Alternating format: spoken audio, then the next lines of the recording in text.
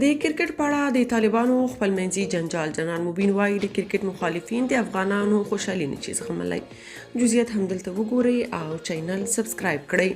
تقریبا څه کم 2 کاله وشو چې طالبان راغلي افغان لوبډلې بیلابیلو هیوادونو سره لوبې وکړ.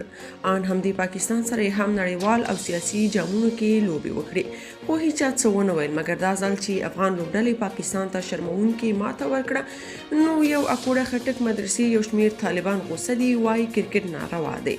خو نو د طالبانو بیا زبردست ځوابونه ورکړي چې دلته یو شمیر له تاسو سره شریکو. قاری عمر لوګری لیکلي د کرکټ په لوبو کې نه یوازې لوبغاړي منکرات کوي بلکې د یادې لوبې مینوال تر جهالت پکې ډوب دي. د سپورټ نورې لارې طریقې هم شته چې باید کار ورباندې وشي. که د کرکټ موضوع ته د امیرالمؤمنین شیخ صاحب توجه نه وي، باید مشاورین ورته متوجه کړي ترڅو دا د فتنې آله له منځه یوسي.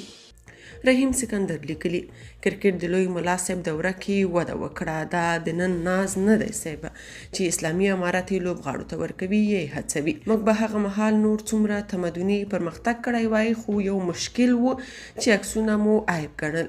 اوسنی بدلون ته په کتو به دا غندنې او ټاپې هم سبا داسې وي لکه نن مو چې د بامیانو بوتانو ته ساتونکي ګمارلي. جنرال مبین لیکلي سړی حیران شي چې دې خلکو ولې له کرکټ پسې راخیستې. پرېږدي و مخلوقه ولکه هیڅوک هم عبادت بولي. یوه لوبه ده، ساتیري په موخه کله ناکله خلک ګوري او اظهار د خوشحالۍ پرې کوي.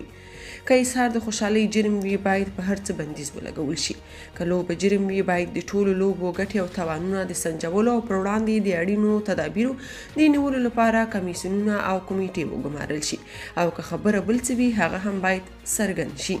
د کرکټ بودیجه ځینو مواردو کې نړیوال ورکوي، کله یې شرکتونه د خپل تشهیر لپاره سپانسر کوي. نو راځئ هر څه ته خپل ځای کې وګورو.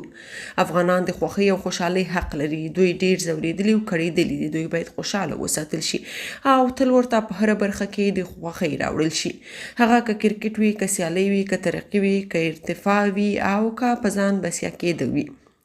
ډاکټر محراب لیکلي هغه کسان چې د پاکستان په اخور کې لوی شوي وي هیڅکله په هیڅ میدان کې د پاکستان ماته او ذلت نه مني. هغوی پاکستان خپل کور ګڼي او دلته څو ورځې د ګټې وټې لپاره راغلي. دا لږه خوشحالي هم په افغانانو نه ده پیرزو او لګیا دي چې کرکټ دې بند شي، حتی خپل ملګري ښکنځي. دوی دې مرده باد وي.